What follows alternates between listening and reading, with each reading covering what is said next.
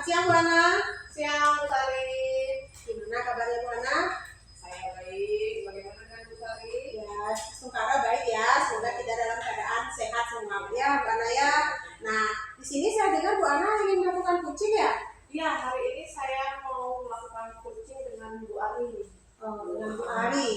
Ya, baik. Nah, sebagai awal saya akan mengajukan pertanyaan kepada Ibu. Nah, yang pertama saya akan mendiskusikan tentang rubrik penilaian kita hari ini, Bu. Baiklah, pada coaching hari ini, coach dan coachee akan saya amati dan nilai sesuai dengan rubrik penilaiannya. Nah, apakah sudah sesuai dengan alur kita atau belum? Seperti itu. Kemudian bagaimana Ibu memberikan nanti pertanyaan yang berbobot, seperti itu. Terus coachee juga bisa coach dan coachee sama-sama merespon seperti itu ya Bu ya, dan bisa membantu coachee untuk menemukan masalah atau solusinya. Jangan lupa juga Bu, ya disesuaikan dengan prinsip coachingnya. Ya di sana prinsip coachingnya itu ada apa saja Bu?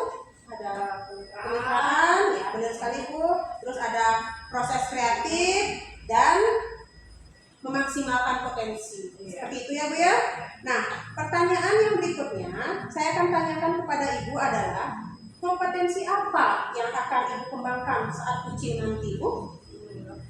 Begini Bu Sari, nanti ketika coaching saya ingin memfokuskan pada satu kompetensi, yaitu mendengarkan aktif.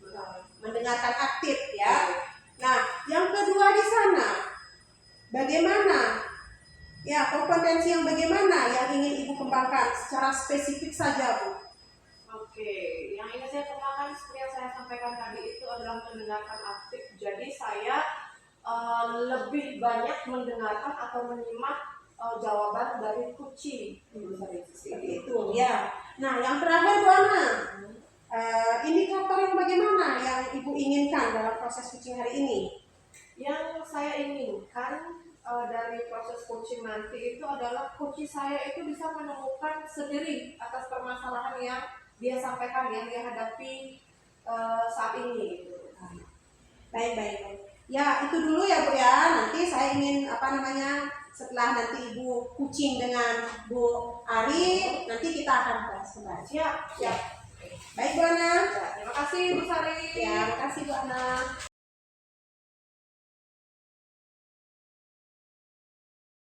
Oke, hai Bu Ari, gimana kabarnya nih? Baik Bu Ana, kabar saya baik sekali. Tumben nih di sela-sela kesibukannya Bu Ari tiba-tiba datang nih menemui saya, ada apa sebenarnya nih Bu Ari? Begini Bu Ana, saya punya masalah nih, sedikit masalah. Boleh saya minta waktunya Bu Ana sebentar? Oke, tentu bisa. Jadi apa masalahnya Bu Ari nih? Ayo kita ngobrol sekarang. Begini Bu Ana, saya di sekolah saya, terutama di kelas yang saya ajar ini, saya memiliki seorang siswa yang bisa dibilang termasuk anak yang berkebutuhan khusus Bu Ana. Buka ya Bu Ari ya. Nah, di mana ini anak ini sering tidak masuk sekolah. Nah, kemudian kalaupun dia sekolah, dia tidak bisa mengikuti pembelajaran seperti teman-teman yang lainnya. Nah, hanya kalau di kelas itu dia itu hanya bermain-main saja, karena juga menggambar. Dan paling parahnya itu dia mengganggu teman-temannya Bu Ana. Seperti itu. Jadi masalahnya Bu Ari ada siswa ABK itu Bu Ari ya, jarang sekolah, jadi nggak mengikuti pembelajaran. Kalaupun di sekolah dia sering mengganggu temannya, begitu ya Bu Ari. Kenapa sih bisa terjadi seperti itu ya Bu Ari?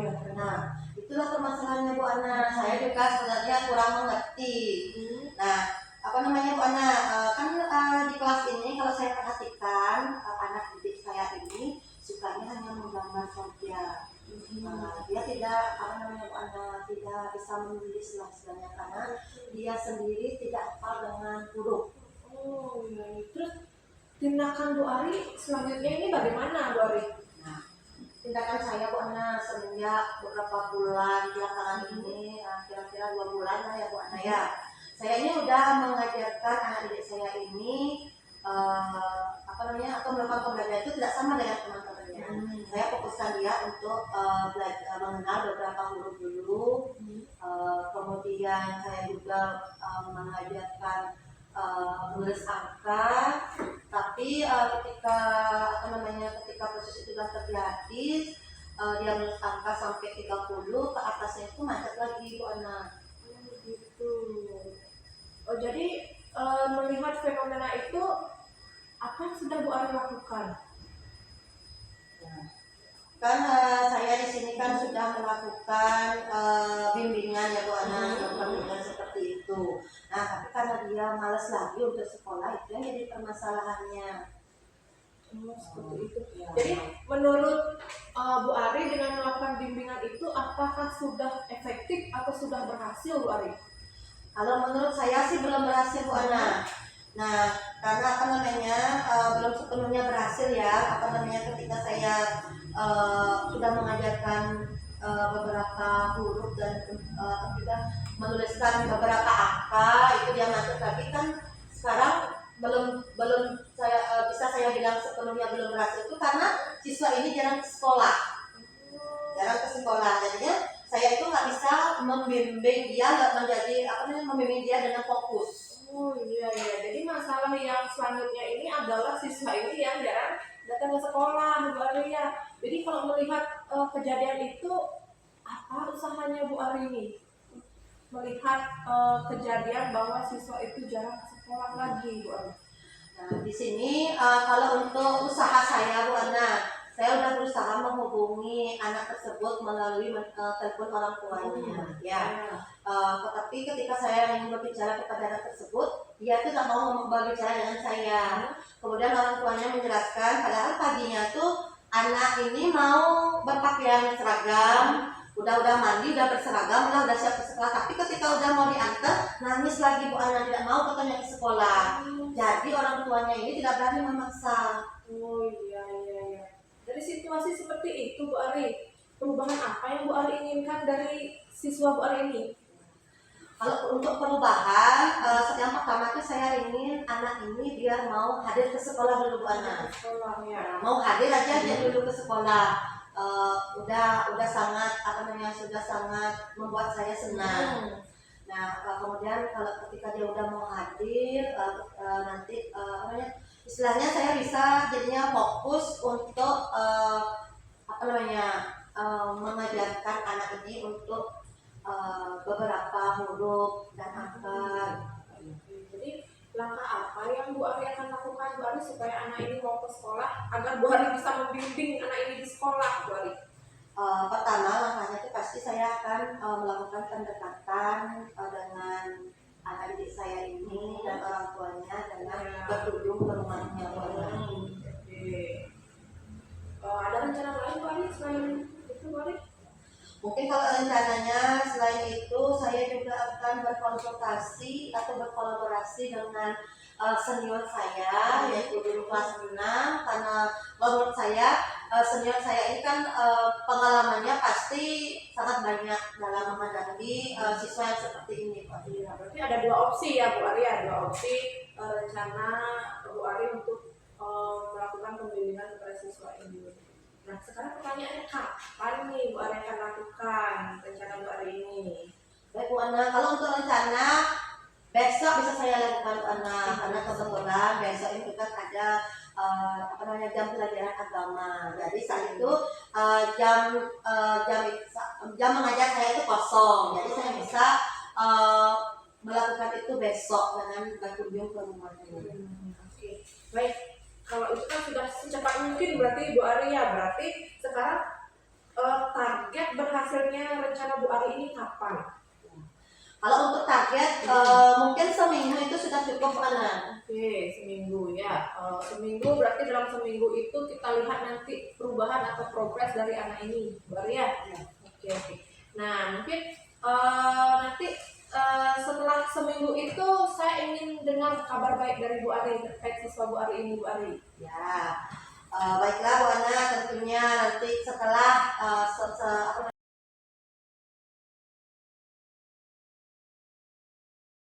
Selamat siang Bu Ana. Siang Bu Sari. Ya, gimana rasanya setelah melakukan kucing? Lega sekali ya. Lebih bersemangat lagi bisa membantu coach saya, kebetulan itu Bu Ari, menemukan solusi dari permasalahan yang beliau hadapi. Benar-benar ya Bu Ana ya. Nah, sebelum penutupan ya Bu Ana ya, saya akan menanyakan beberapa pertanyaan nih mengarah pada pasca observasi ya. Nah, yang pertama, apa saja yang sudah Ibu lakukan saat melakukan kuci terkait indikator ketercapaian yang Ibu inginkan? Yang pertama yang sudah saya lakukan itu saya sebagai pendengar yang aktif Bu Saria ya, artinya selama coaching berlangsung itu saya sudah berusaha mendengarkan secara aktif dengan baik bagaimana coach saya menyampaikan jawaban dan menemukan solusi dari permasalahan. Ya. Apakah sudah sesuai dengan alur tirtanya itu Bu? Sudah sesuai dengan alur tirta, kemudian juga sudah sesuai dengan prinsip coaching. Ya. Oke, Bu Ana ya. Terus di sini menurut saya sebagai observer ya Bu Ana ya. Ya. Nah, proses kucing tadi Bu Ana dengan Bu Ari memang sudah berjalan dengan baik ya. Juga proses alurnya sudah sesuai dengan alur kita. Nah, juga di sini Bu Ana sudah berusaha menggali pertanyaan kepada Bu Ari sehingga Bu Ari bisa menemukan solusi dari permasalahannya ya seperti Bu Ana bilang tadi. Ya, dan juga proses kucing juga sudah tadi dilakukan sesuai dengan prinsip kucingnya itu. Nah, pertanyaan terakhir Bu Ana, sebelum saya tutup nih ya. Ya, kompetensi apa lagi yang ingin Ibu kembangkan berdasarkan hasil saat Ibu melakukan kucing barusan tadi? Kompetensi yang ingin saya kembangkan lagi itu adalah sebenarnya semua kompetensi dan ketiga kompetensi coaching itu ingin saya kembangkan. Bu Sari, yang pertama itu ada kesadaran penuh. Saya hadir penuh bagi coaching saya melakukan fokus, sabar, artinya saya mendengarkan apa yang disampaikan oleh coaching, kemudian mengajukan pertanyaan-pertanyaan yang berbobot dari kata kunci yang disampaikan oleh coaching saya, kemudian saya akan lebih meningkatkan lagi sebagai pendengar yang aktif. Ya, seperti itu ya Bu ya. Ya. Nah, semoga nanti Ibu kedepannya bisa melakukan kucing baik dan lebih baik lagi ya Bu ya. Ya, demikian observasi kita hari ini Bu ya. Semoga bermanfaat untuk